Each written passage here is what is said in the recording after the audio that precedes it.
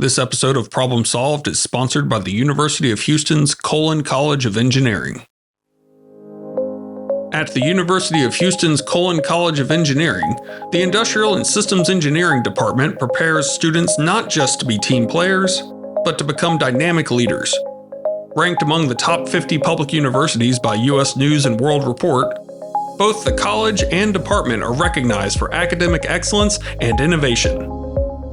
With flexible programs like professional project management and industry-relevant certifications such as their Lean Six Sigma program at lss.uh.edu, the University of Houston equips learners at every level to break through outdated systems and lead meaningful transformation. Discover more at ie.uh.edu.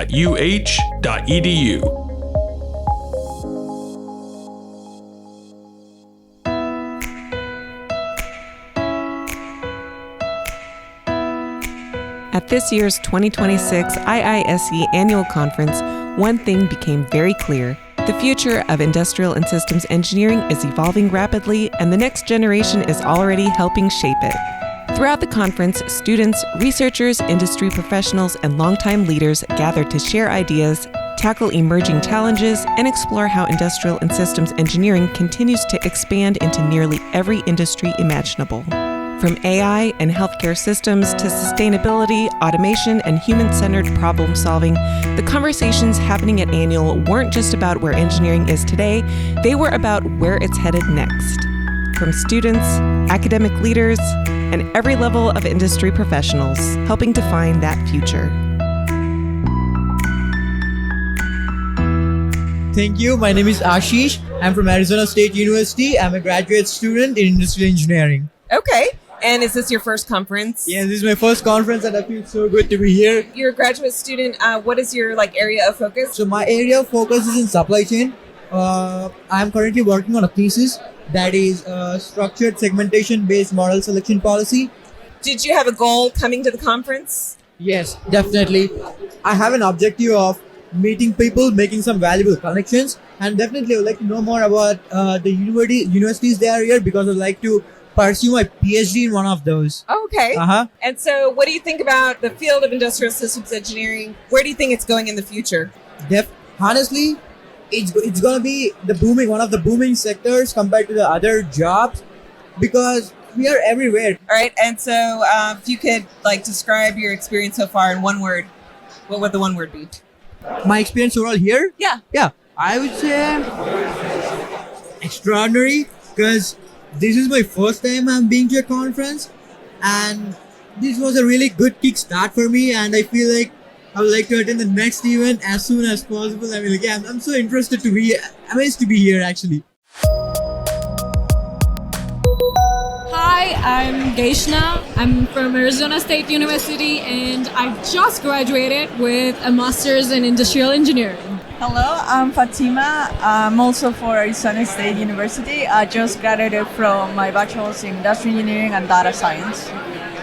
And you were also student volunteers for IISE, so we love our student volunteers. I had volunteered for yesterday and it was something that I did not like. Usually when you say volunteering, it's something serious, but I really felt so, it was very happening. It was very nice. People they were so joyful and it was nice interaction and I did not expect I would make a lot of friends. I would say I honestly met a lot of professionals, but I felt more close, more warm, and it didn't feel like a volunteering job, honestly. It felt like, oh my god, I'm meeting this person just bye. He's such a huge position. So it was really fun and really nice. So beyond just seeing it as a professional thing, I really enjoyed the place. It was my first time going to a conference and seeing that behind the scenes, how everything works, getting to see how many people comes in one day. It's just insane to see everything working together and all the pieces working together. So it's just amazing coming here and seeing different perspectives that everyone can have about the same topic. I'm just grateful that I got the opportunity to come. Thank you. Thank you guys so much. Thank you. My name is Omar Farooq Osama. I'm from Binghamton University. I'm a third-year PhD student. Okay, great. Have you already done your presentation? Yes, I have done it. How my did it go? presentation. They went well, but in one of them there was less people to see the presentation, so it was kind of awkward. Even there was no chair. Oh no! All right, well you got through it. Good job.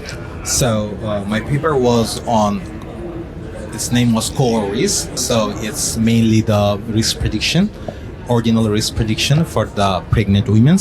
The reason for it was so we can predict any of their difficulties very early based on the forecasting data, and also it's ordinal, so low, mid, and high. So sometimes we see that patients, they are diagnosed with the higher disease, but they're the doctor said they're in the lower category of those disease or of those problems. So to find out those solutions, so we introduced this framework with the real clinical data sets. So the doctors are misdiagnosing them? Sometimes, yeah. We are using some physiological measures, so that gives us good opportunity to find out whether their decision is wrong or right. So we are saying that, and we think that though our data set is not so large, but still we believe that if we can add more data, it will work very well. Thanks for welcoming. My name is Prakash Patil. I am from University of Michigan Dearborn. I'm a first-year PhD student, and I have worked in automotive industry. Well, my major is industrial engineering, and I have worked in the automotive industry for a few years. What has stood out to you so far at the conference? Definitely the people that I've met.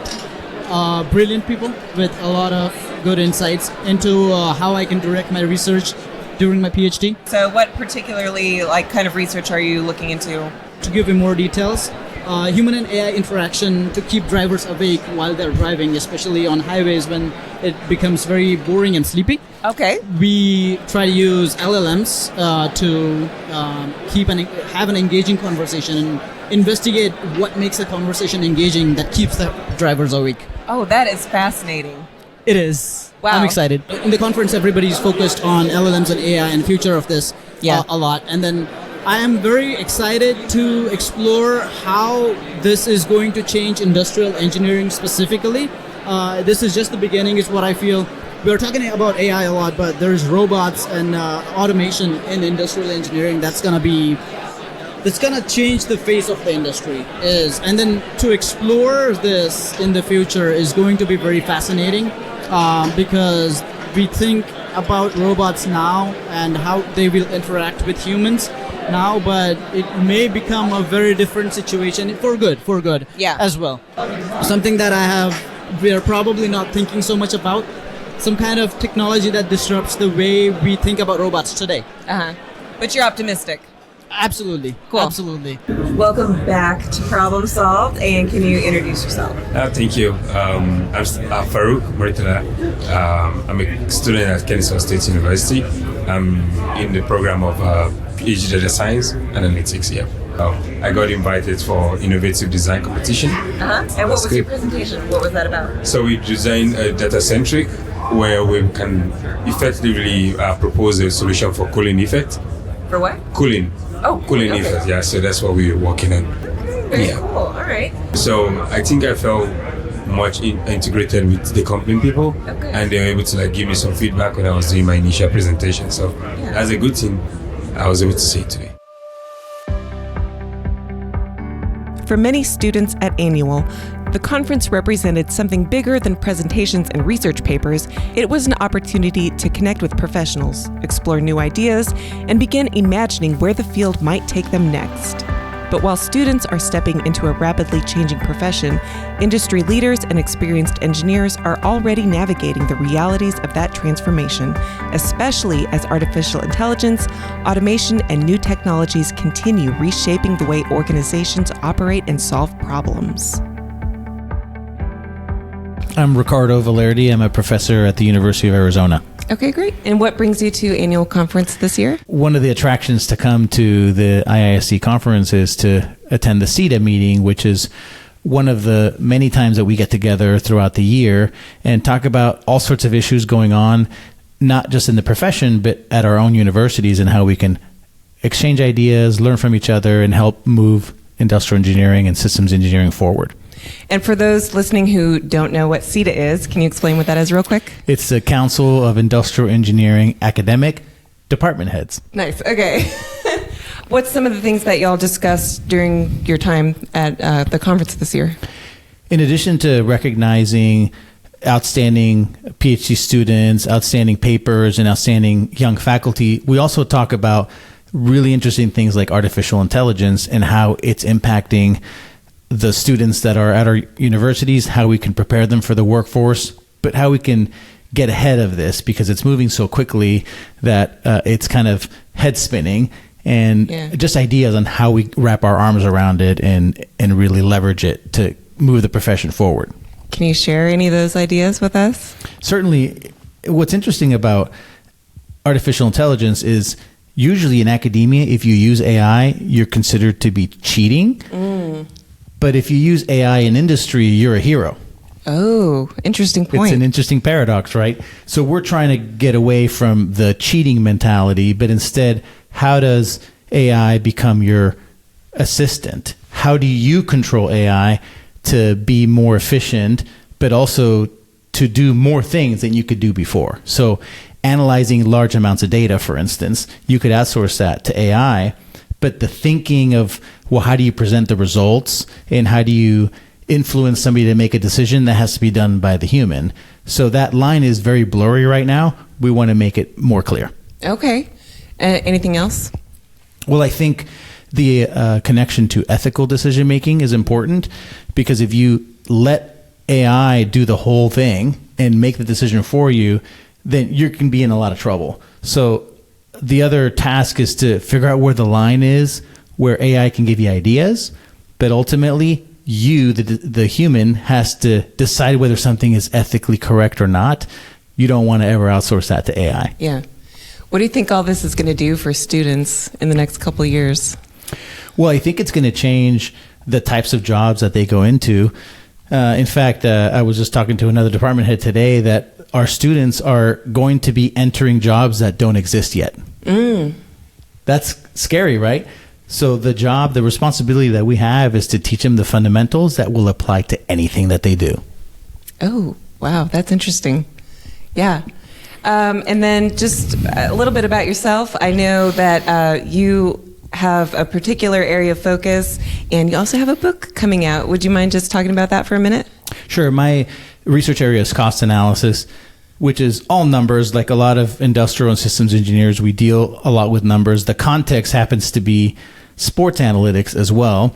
And my book that's coming out in a few months is about decision making and sports, and it's called The 5-Tool Team.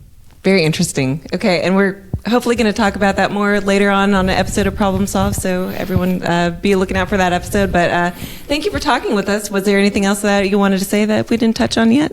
No, I think it's great to see all the young attendees at the conference, because that's the future of the profession.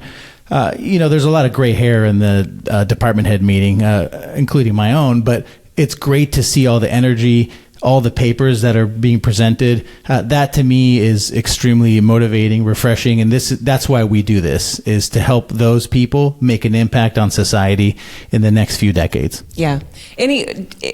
For students who are listening, can you leave them with something either really motivating or a great piece of advice? If they're listening and they're moving forward, what can you tell them? What can you leave them with? I think being able to sell yourself as an industrial and systems engineer is important. And so having like that one tagline or that one soundbite that allows you to communicate to others what you bring to the team. And one of the really effective ones is the science of better. We keep repeating that over and over in a lot of different contexts. So just for students to remember that this is what they bring to the table, is making things better. Great. Thank you so much. I appreciate it. Thank you. Hello, my name is Amy Sartain, and I'm the co-founder of Industrial Engineer AI. We focus on the best of industrial engineering best practices, along with new and innovative AI tools, and we bring those together to help solve problems, reduce waste and defects within companies and within their workflows and within their business processes. Fascinating. We are doing a hands-on interactive session where students and faculty and all those that join will have 80 minutes to build their own AI agent. And we've got some tools and platforms that help make that easier. And so looking forward to seeing what people create. We're going to share out at the end of the session the things that people build and how they automate their processes. So people listening who are interested in this kind of thing, what can you tell them about AI if they're interested in learning more about this, how to do it themselves, how to automate themselves? Absolutely. We think that it's really important for industrial engineers to lead the change in organizations with AI. And you have to start with yourself. You need to be a daily user, teaching yourself new things and work your way up, challenge yourself. This is a great time to upskill. Whether you're a student in school or whether you're a professional in industry, you should be learning something new about AI every single day. And you should be the one bringing that out within your organization so you can help others with the transition. What do you see the future looking like? I think that cameras and sensors are going to be much more prevalent in operations. I think that data will be more connected across organizations so that people don't have to manually run reports and fish for things. I think we'll be able to see status at a glance, and that will help industrial engineers with problem solving. And we also talk about outer space a lot. It's fun and interesting. We think that the students today that are in school are going to have part of their career involved with space in the future. And so that's just kind of something exciting out there that we're following, and that we can't wait to hear from students and those that are working on projects with that. Cool. We have a contest going right now that we've got an astronaut coming up on an episode of Problem Solve, Colonel Shane Kimbrough. So if you could ask an astronaut a question, what do you think you would ask? Absolutely. That's an exciting episode. I can't wait to listen to that. I would probably ask, what do we think industrial engineers should be doing to be helpful in getting involved in space exploration? Awesome. Thank you so much. Yeah. How everybody doing? My name is Kyle Collins. I'm an industrial engineer for UC Southwestern Medical Center. Been there for about 6 years now. So in the healthcare industry, love making the processes flow better and using all the tools that we learned here at this conference. The Gilbert, were you here this morning for the keynote speech? I was not, no. Okay, so one of the award winners, the Gilbert winner, he is in healthcare. So that's like our biggest award. Mm-hmm. And he's a healthcare systems engineer. So that's kind of neat. Ooh. So how did you get into that field? Like what drew you to that? I didn't even know industrial engineers could be in healthcare initially. But I went to Texas Tech University, and then for my senior design project, we had a hospital that we partnered with, and I did the project with that. So ended up doing that, loved it, and I applied at UT Southwest Medical Center, ended up getting it, and then that's how I kind of got there. I like it. I think everybody could relate to it. Yeah. You've been to the doctor, or somebody else you know have been to the doctor, and you always go in there like, oh, it could be a little faster or a little better or a little more efficient in some type of way. Right, so you can relate to it. Yeah, totally. So I think that helps. And then if you do make change, then you're changing it for somebody else or somebody else you may know that can, that'll get a turnaround time faster. You might get a results faster than 8 months or something like that. You might can get it in 10 minutes, Right. So that's kind of our goal, to make things better. Yeah. Overall, I'm looking forward to some AI stuff that we can make, because of course that spits out information so quickly, and we just want to make sure we can get information to patients faster. So those looking are the main things. But I think the change management piece of trying to implement all of these things, I did go to some change management classes, and it's nice to hear that everybody's in the same space. I'm Yusuf Abushaban. I've graduated at University of Texas at Arlington in 2017 as an industrial engineer, and now I'm working in the industry as at a natural gas company here in Dallas. So I work as a system planner. One thing I'm really passionate about is modeling and simulation. I got to see how other industries take on those challenges and lesson learned, and I can take it away and recapture that into my day-to-day. Is there a certain way that you would use that in what you do? Yeah, I can adapt really quick to the change management side, just understanding how change management is quite a process in different industries.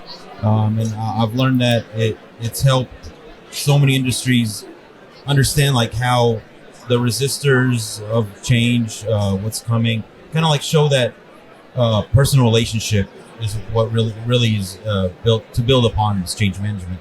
So I really like it. Yeah. Why is that so important?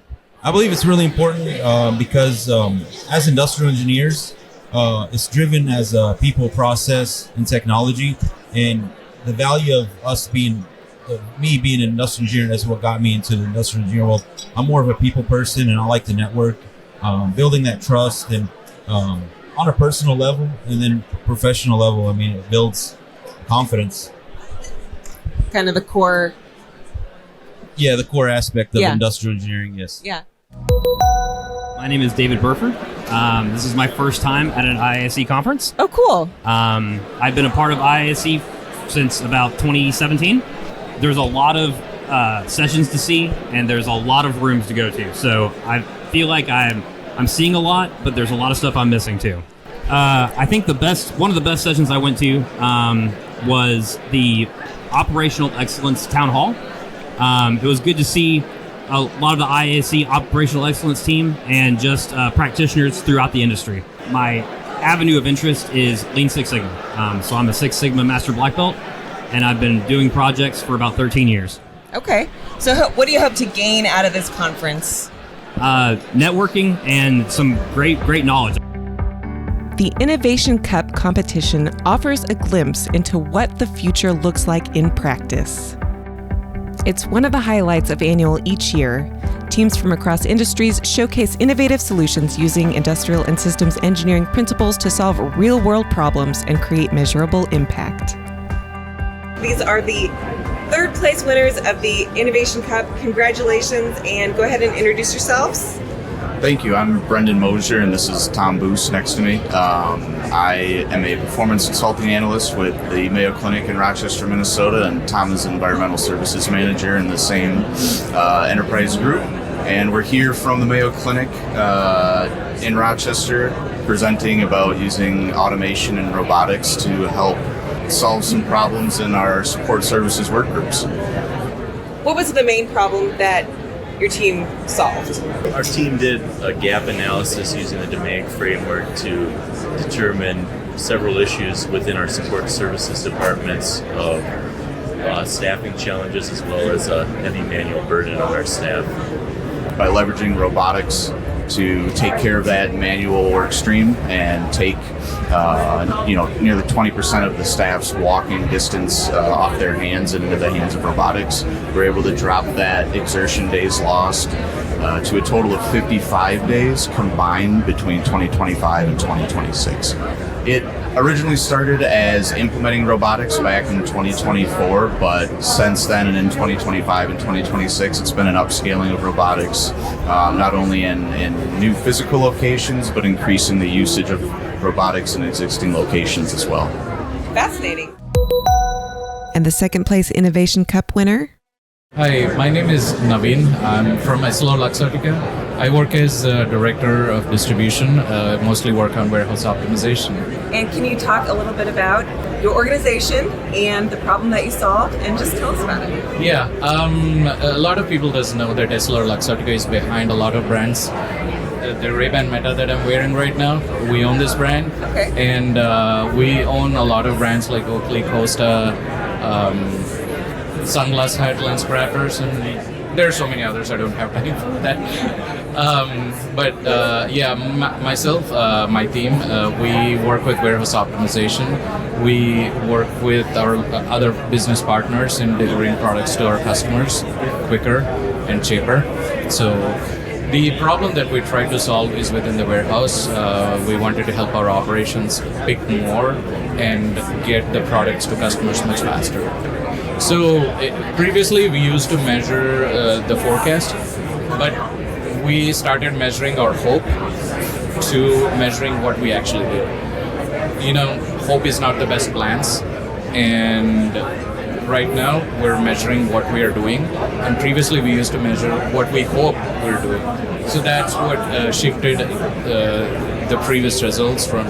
We used to get like 80% accurate on slotting, and now we're getting 99, 98 consistently. So, yeah. That's great. Congratulations. Thank you so much. All right. I am here with the Gold Cup winners of the Innovation Cup. Congratulations, all from Smurfit West Rock. And could you all please introduce yourselves? Hi, I'm Devin Corbett. I'm a process engineer at the Covington, Virginia mill. Hello, I'm Rashab, and I'm a data scientist at Smurfit West Rock, and I work out of Atlanta, Georgia. And I'm Andre Perez, in IT and process controls engineer. I work at a paperboard facility that has an integrated power plant, cogeneration, and it has a lot of different boilers and turbine generators, separate electrical grids, very complex, and we needed to have a tool where we could real-time compute what the most efficient and optimal strategy to produce power was with ever-changing electrical prices and gas prices. And part of the solution that we came up with was creating a model with our data scientists where we took all the constraints, all the upper and lower constraints that we had for each power boiler, all of our physical limitations, and we calculated, including our dynamic economic factors, what the best lowest cost scenario would be that would utilize the most renewable energy sources that we had available, and to generate the most most profit and most renewable energy credits, which is something that we have. One of the beautiful things about the model that we created was it's a mixed integer linear programming model, and to see something that I learned during grad school being implemented at an industry level is good to see. And also it solves really quickly, so we brainstormed ideas where we made sure that this model works very fast and is adaptable to the changing demand of the electricity and the steam that the mill requires, but also changing electricity prices and make sure it's adaptable. Yeah. And so how's your experience been with the Innovation Cup? I know that you had experience before, so what's your experience been this time, and what's your advice to other people who are thinking about entering the Innovation Cup? So this year, definitely a better experience because we got gold. But yeah, people like Sagar, Banu, and other committee members of the Innovation Cup, they've been very helpful with guiding us through the process. But it was also great to see what other companies are doing within their own organization and how they're trying to be innovative and standing out. So it was great to hear other people's innovations as well. So if you think you're doing some great work, definitely submit for next year. This is a project that the three of us worked on. We were really proud about this project, so it felt great to have an audience to be able to present our results. This project led to about $6 million worth of savings per year at this one facility, and we're looking to expand on that. And it was exciting because we had many different disciplines here. So we had process engineering, data science, IT. So all these different realms having to come together, collaborate to make a really working solution for operations was awesome. So yeah, just like Rashab said, if you have a project that you want to present and put in front of others and compete on, this is a great avenue for that. Would highly recommend it. Well, thank you guys, and congratulations again. Thank you. Thank you. From first-time conference attendees to experienced professionals leading change across their industries, this year's IISE Annual Conference and Expo highlighted a profession that continues to evolve alongside the world's biggest challenges. Thanks for joining us on this special episode of Problem Solved. Every great solution is a story worth telling.